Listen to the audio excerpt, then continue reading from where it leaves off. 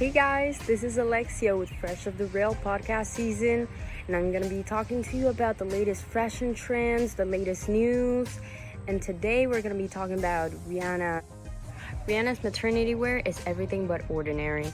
She's changing the norm of hiding your belly bump to showing it off, and she's showing it off on these outfits that are amazing, where she's highlighting the belly bump with jewels, different open outfits, open coats, and it's just amazing. Rihanna is the type of lady that is empowered and she's not afraid to speak her mind. During an interview with Vogue, she was saying, "I'm hoping that we're able to redefine what is considered decent for pregnant women," and she told Vogue. And she's just explaining how her body was doing incredible things right now and that she shouldn't be ashamed of that. She's creating life. And in other interviews, she states that she doesn't have to worry about covering her baby. She's like, whatever, it's a baby. She shouldn't be ashamed of it. It's the beauty of pregnancy. We can see that Rihanna has redefined her maternity fashion trends by surprising us all on the Vogue fashion show by showing her totally sheer Dior dress with high knee boots and strappy Savage X Fenty G-string Dior at the Dior fashion show. It was amazing. Rihanna just knows how to put attitude on the stage and how to just make statements all the time. At an interview with Vogue, Rihanna said that this dress was actually the closest thing to maternity that she has worn so far. She said that she hasn't done lady the whole time. She's like, let's do lady this time. I totally feel you, Rihanna. I'm a tomboy myself, but I'm crazy for fashion.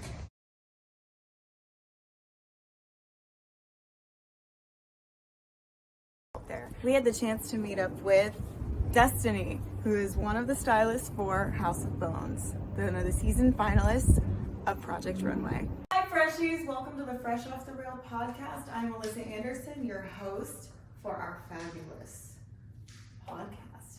I'm here today with Destiny. She is a stylist and she's been styling for XO Bones. Thank you so much for being with us today, Destiny. Thank you. Thank you for having me on first. And I'm excited because me and Alyssa are real life friends. So this conversation's gonna go great. I'm obsessed with Destiny. Oh my god. It's a little weird. So tell us about your journey as a stylist. How has everything been going? How'd you get started? Okay, well, I've always been into fashion since I can remember. Like, even when I was wearing uniform to school, I would try to change up my hairstyles, or just try to make something like a little out of the ordinary. So fashion has always just been something I was good at, and that always, never really strayed away from. But my styling journey is actually still pretty new because I was fighting it for a really long time. Oh my god, this is gonna be annoying. I'm a Leo, so I've always wanted to be the center of attention, and so right now, for my entire life, I just wanted to be a fashion influencer, which is still on my journey, but styling is a lot more, I guess the way I want to make lots of money and make more connections in the fashion industry would be through styling. And that's when I came to the realization that I'm gonna have to step back and let somebody else be the star. So I recently styled an artist. Her name is Internet Barbie for her first show. And I was actually the whole creative director behind her entire look, her stage performance, and yeah, so she just came to me with an idea, and I basically was in control of everything. And that's when I realized I was like, ooh, this is fun. I'm good at this. She looked amazing. She had what she wanted and more, which was, satisfying. But so that's when was the first feel of okay, this is what I want to do. But the more I looked into different jobs of styling, I realized that I really, really like to work for designers or even an editorial magazine, something that's obviously bringing clients to you and not so much a celebrity stylist where you have to go look for clients, even though that's super cool too. I would love to do that on my list too. But for me, I love the chaotic drama behind the runway shows. I like, styling for photo shoots or coming up with my own concept, finding a model, finding a photographer, and then making it come to life. So yeah, that answers your question. That's pretty much my journey. It's really, really new still, but like I said, I've always been good at it. Yeah, I feel like one day you were styling Internet Barbie, which you did a phenomenal job. She looked incredible at her show. And then the next thing I knew, you were styling for House of Bones. Tell me about that. What's your next project with him? Well, so I actually found out about Runway Houston through a friend, and he connected me to the creative director.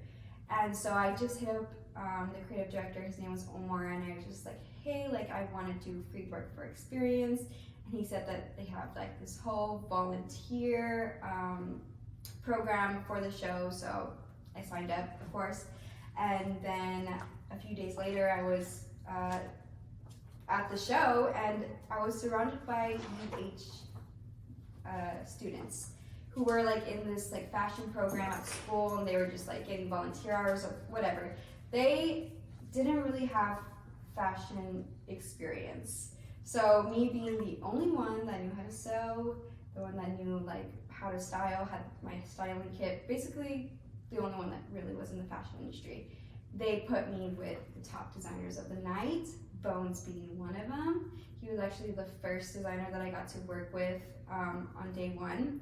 And he is absolutely amazing. I was familiar with his work and I knew who he was, so I was already excited to work with him, but his personality was very welcoming. He wanted to make sure that he remembered your name, so I found a lot of respect in that. And he, had a lot of things that I was able to get done for him, like sewing a dress tighter for one of the models or whatever the case may be. And so he was actually really, really impressed with me. He was like, wow, like, you're amazing. I want you to work for Chastity tomorrow, which was the finalist of season 19 on Project Runway. And so when he told me that, I was like, okay, like he's really impressed with me. Like I think this is my opportunity to try to make this connection. And so the next day I had just told him, I was like, hey, are you ever hiring for Stylist? And he was just like, oh, Chastity is, she's based in Houston. And I was like, no. I want to go to New York. And then he was just like, oh, he's like, let me know when you're in New York and I'll for sure hire you. Like, you are fun. Like he kept telling me, Chaz, like she's fun, like she's it. So I felt really good about that because I am a hard worker, and I know what I'm doing. Even if I don't, I figure that shit out. But so yeah, he told me that he's really busy in the fall of New York. He said it starts around August, which is pre-fall shows in Fashion Week that starts to happen. So my plan right now is basically just to rent an Airbnb, just because I'm not sure if I'm gonna love New York or hate it. I'm pretty sure I'm gonna love it, but it's a drastic change.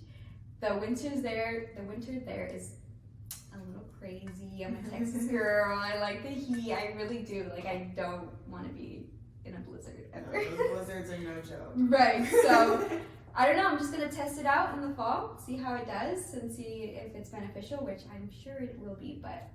And then if I want to move to be a New Yorker, I'll do that. Oh my God, that's so exciting. Yeah. You're gonna love New York. Have you been? Oh my God, yes. So we did our fall show with Negris. Shout out Negris LeBroom.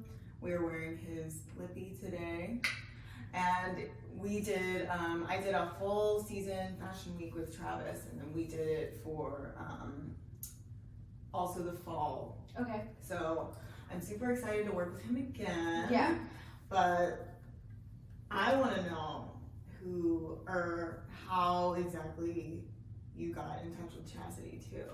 So Bones was like, you need to get with her. Like she's the 1, 2, 3, and 4. Like she's gonna be the one that helps you. So the next day after the day 2 of Runway Houston, I right away went to Chastity. I was like, hi Chastity, how are you? And she remembered me. She was like, hi, how are you? And then she basically had me sewing a lot of sequin pieces to her unfinished outfits. And it was kind of, again, the beautiful, chaotic drama of the runway is there in the backstage. Like, you see, if you're ever out in the runway show, like you're sitting there and you see everything, the final product, final finish, final walk, whatever it is, but back there everybody is going crazy, they're sweating, they're bleeding. I started bleeding. Like, because I was like sewing so much, like I started bleeding. Oh my God, it's like crazy, and I know a lot of our freshies are aspiring models too. Okay, so if you will reiterate again, yes, how crazy it is backstage, especially, and it's not just for models, stylists go through it too. So tell me about the thrill of backstage. I loved it, and I think I've always thrived off like a little bit of chaos. So if I felt like I was in my own little project runway where we had certain time to get the looks together and get them out, Chastity was amazing. She's so sweet. She also wants to work with me in the future too, so I'm excited about that. I was able to connect you with her. Yeah, we're probably both gonna work with her in the future. Yay. That's exciting. Yeah. We'll probably run into each other in New York, so I owe you a drink, girl. Yeah, I'm excited. I would love if we were both out there at the same time. That way we knew somebody at least. Oh my God, yes. And I'll hook you up with Travis if you're watching, because he does need stylists too. Okay. But I am so excited for you. Thank you. And let me move on. Okay. How did you feel about the Met Gala? I know we had a couple crazy looks. It was Gilded Age theme. Not everybody understood the assignment. Who did you think was the best dressed of the night? Well, considering the theme, and you know, I feel like fashion is a form of art, so you interpret it how you feel. It's very subjective. But I think who stuck with the theme very well would be Billie Eilish. She looked very Gilded Age, and then she, you know, she's always had the like punk rock kind of look. So you saw a little bit of her character in the look, but the details of like her laced gloves are beautiful. The way the dress, the silhouette of the dress was amazing. I know a lot of people didn't like Gigi Hadid's look, but I thought it was very modernized Gilded Age because, again, it's how you interpret the fashion. And so you could tell that the silhouette of the coat was there, Gilded Age themed, but the modern way how it got modernized was her leather suit with a nice cute little corset. I mean, come on, it's something that I would definitely wear.